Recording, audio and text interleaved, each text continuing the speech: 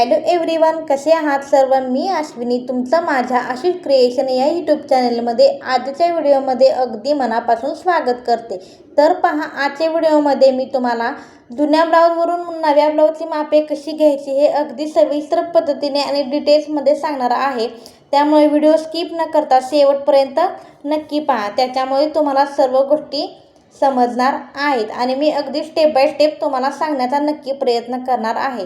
त्यानंतर बघा, सगळ्यात आधी आपल्याला इथं ब्लाऊजची जी उंची आहे ती मोजून घ्यायची असते. तुम्ही फ्रंट साईडला मोजू शकता, बॅक साईडलाही मोजून घेऊ शकता.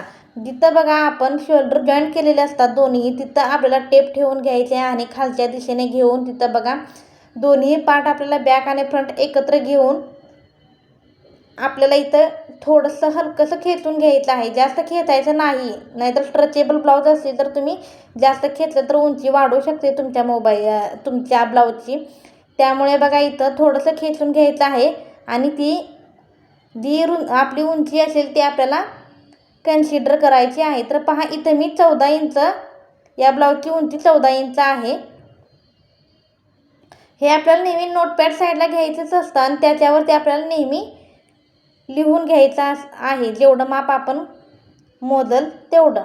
त्यानंतर पहा, इथं मी पूर्ण उंचीचं माप लिहून घेतलेलं आहे. त्यानंतर आपल्याला पूर्ण उंचीचं माप झाल्यानंतर आपल्याला जो आहे तो शोल्डर मोजून घ्यायचा असतो.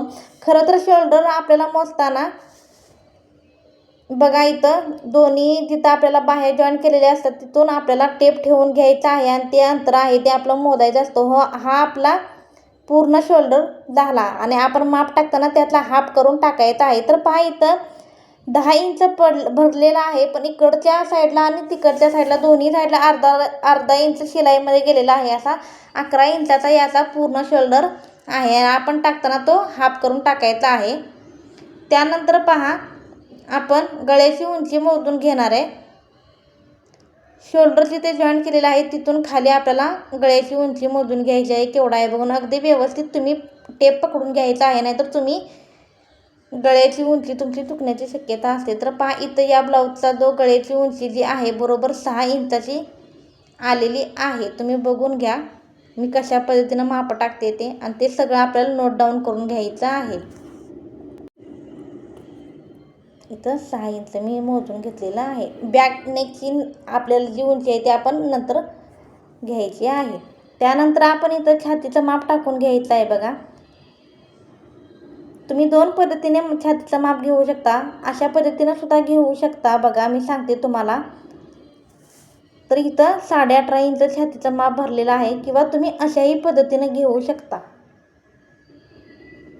तर पहा, इथं 9.25 इंचाचं भरलेलं आहे. तुम्हाला दाखवते मी. तुम्ही एक साईडचं सुद्धा घेऊ शकता किंवा तुम्ही दोन्ही साईडला असं पूर्ण टेप ठेवून सुद्धा घेऊ शकता. इथं बघा 9.25 इंच छातीचं माप भरलेलं आहे. तर पहा, इथं मी नेहमी अशा पद्धतीनंच माप घेत असते, टेप ठेवून दोन्ही साईडला. इथं बघून बघा मी 18.5 इंचावरती इथं मार्किंग आलेलं आहे आणि हेच माप लिहून घेणार आहे. हे 18.5 इंच म्हणजे आपली पूर्ण छाती आहे ती 37 इंचाची असणार आहे. तुम्ही दोन्हीपैकी कोणती तुम्हाला सोपी वाटेल त्या पद्धतीनं तुम्ही मोजू शकता. थोडंसं हलकंसं खेचून घ्यायचं आणि आपण ते माप कन्सिडर करून घ्यायचं आहे. तेच माप आपण फायनल धरायचं आहे. इथं तुम्हाला उलटं दिसत असेल, पण हे 9.25 इंच आहे. त्यानंतर बघा, इथं आपण छातीचं माप घेतलेलं आहे. आता ते लिहून घेऊया. इथं 37 इंच पूर्ण छातीचं माप झालेलं आहे ते. आता इथं कमरेचं माप लिहून घ्यायचं आहे, आपल्याला मोजून घ्यायचं आहे. पहा, कमरेचं माप घेत असताना सुद्धा तुम्ही या पद्धतीनेही घेऊ शकता आणि दुसऱ्या पद्धतीनेही घेऊ शकता. तर बघा, मी अशा पद्धतीने इथं कमरेचं माप मोजत आहे. तर इथं कमरेचं माप पूर्ण कमरेचं माप इथं किती येते बघा, इथं 17 इंचावरती हे माप आलेलं आहे. त्यानंतर बघा, तुम्ही इथं अशा पद्धतीने सुद्धा एक साईडला सुद्धा मोजू शकता. हे आपल्याला डाव्या साईडनं मोजून घ्यायचं आहे, पण मला अगदी पहिल्यापासून सवय आहे, मी अशा पद्धतीनंच कमरेचं माप घेत असते. तर इथं 17 इंचावरती कमरेचं माप आलेलं आहे. हे 17 इंच म्हणजे आपलं पूर्ण कमरेचं माप हे 34 इंचाचं असणार आहे. ते मी नोट डाऊन करून घेत आहे. पहा, तुम्हालाही अशा पद्धतीने माप मोजून घ्यायचं आहे. त्यानंतर इथं आपण स्लीवचं माप मोजून घ्यायचं आहे.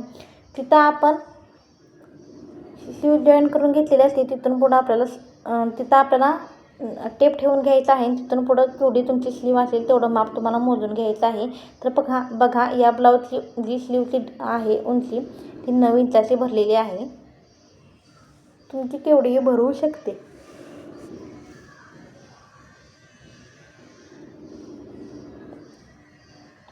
ती आपल्याला नोट डाऊन करून घ्यायची आहे. त्यानंतर बघा इथं आपल्याला दंडघेराचं माप ही त्याच वेळेला नोट डाऊन करून घ्यायचं आहे, मोजून घ्यायचं आहे. तर पहा इथं 6 इंचाचा दंडघेर भरलेला आहे. बघा इथं तुम्हाला उलटं दिसू शकतं, पण हे 6 इंच आहे. मी नोट डाऊन करून घेते इथं. त्यानंतर पहा इथं फ्रंट साईडची बहुतेक सगळी आपली मापे मोजून झालेली आहेत. त्यानंतर आपण बॅक साईडला ब्लाऊज टर्न करून घ्यायचं आहे आणि बॅक साईडची आपण इथं मापं मोजून घ्यायची आहेत. बॅक साईडला आता फक्त आपल्याला काय बॅक गळ्याचं आणि बॅक पट्टी आहे त्याचं माप आपल्याला इथं जोडून घ्यायचं राहिलेलं आहे. व्हिडिओ स्किप न करता शेवटपर्यंत बघा, कारण मी खूप स्टेप बाय स्टेप आणि इझी पद्धतीने मापे कशी घ्यायची हे तुम्हाला सांगितलेलं आहे. तर बघा इथं आपल्याला अगदी व्यवस्थित पद्धतीने ब्लाऊज आहे तो ठेवून घ्यायचा आहे. आणि त्याच्यानंतर इथं आपल्याला टेप आहे तो शोल्डरपासून खालीपर्यंत घ्यायचा आहे.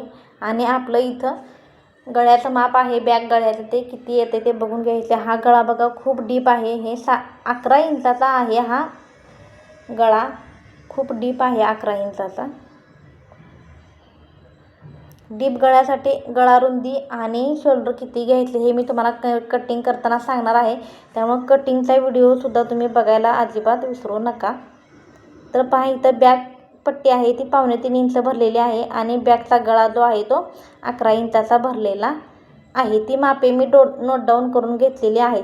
तुम्ही इथं बॅक पट्टीचं माप घेणं आवश्यक आहे, कारण तुमची पूर्ण उंची जेवढी असेल त्यामध्ये तुम्हाला बॅक पट्टी आहे ते मायनस केल्यानंतर तुम्हाला तुमचा जो गळा आहे तो मिळून जाईल. तुम्हाला जर गळ्याचं माप कसं घ्यायचं हे समजत नसेल तर तुम्ही पट्टीचं माप आणि गळ्याचं माप घेऊन पूर्ण उंचीच्या मापामधून मायनस करून तुम्ही मागच्या गळ्याचा गळा किती असेल याचा अंदाज लावू शकता.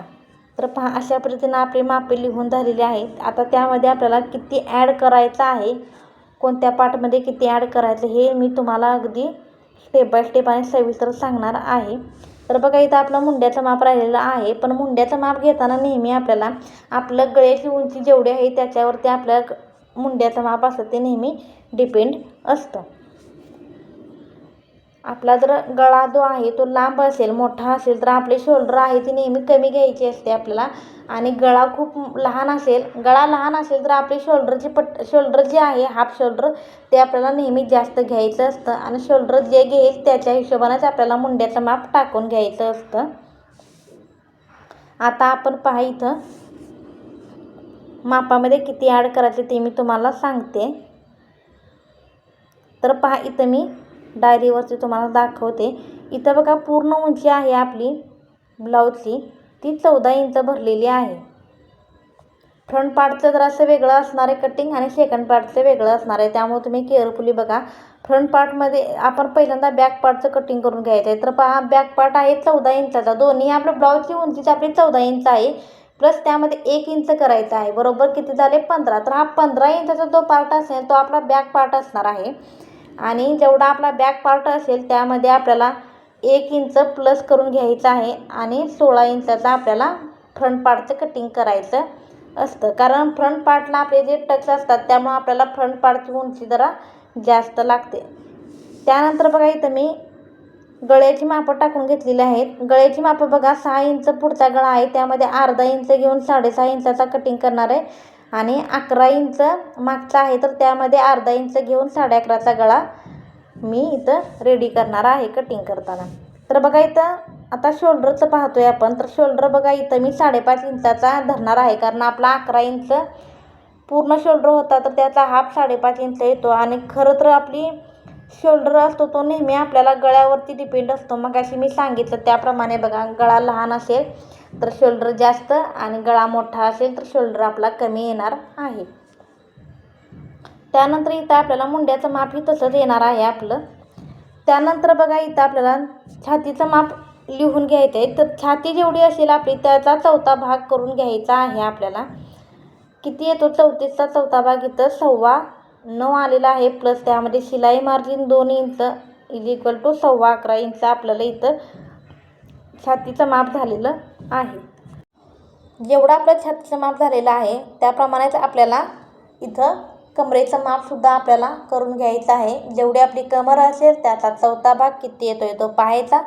प्लस त्यामध्ये आपल्याला 2 इंच शिलाई मार्जिन आणि 1 इंच बॅक साईडला आपले जे टक्स असतात ते पकडून आपल्याला इथं जेवढं काय आपली बेरीज येईल ते आपल्याला टाकून घ्यायची आहे. तर पहा इथं 11.5 इंच येत आहे. तर मी इथं 11.5 इंच लिहून घेत आहे, नोट डाऊन करून घेत आहे. त्यानंतर पहा इथं आपल्याला बाही लांबी घ्यायची आहे.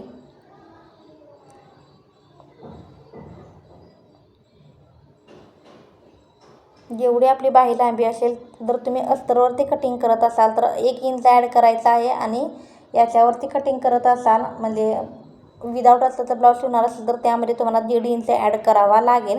आणि त्यानंतर आपला जेवढी रुंदी आहे ती आपल्याला नेहमी कटिंग करताना म्हणजे जेवढी रुंदी आहे त्यामध्ये 1.5 प्लस ॲड करून आपल्याला बाही कटिंग करताना ते कटिंग करून घ्यायचं आहे. आणि बॅकपट्टी जेवढी आहे तेवढीच आपल्याला ठेवून घ्यायची आहे. अशा पद्धतीने मी तुम्हाला मापं कशी टाकायची हे अगदी सविस्तर पद्धतीनेच तुमच्याशी शेअर केलेलं आहे. आशा करते मी जे काही तुम्हाला सांगितलं ते तुमच्या अगदी व्यवस्थितपणे लक्षात आलं असावं, तुम्हाला समजलं असावं, कारण मी खूप डिटेल्समध्ये सांगण्याचा प्रयत्न केलेला आहे. माझी ही सांगण्याची पद्धत तुम्हाला कशी वाटली हे मला कमेंट्समध्ये सांगायला अजिबात विसरू नका. आणि असेच नवनवीन व्हिडिओ पाहण्यासाठी आपल्या चॅनेलला लाईक, शेअर अँड सबस्क्राईब करायला अजिबात विसरू नका. तुमचं लाईक, शेअर आणि सबस्क्राईब खूप इम्पॉर्टंट आहे माझ्यासाठी. त्यामुळे लाईक, शेअर, सबस्क्राईब नक्की करा. भेटूया नेक्स्ट व्हिडिओमध्ये. तोपर्यंत बाय आणि काळजी घ्या स्वतःची.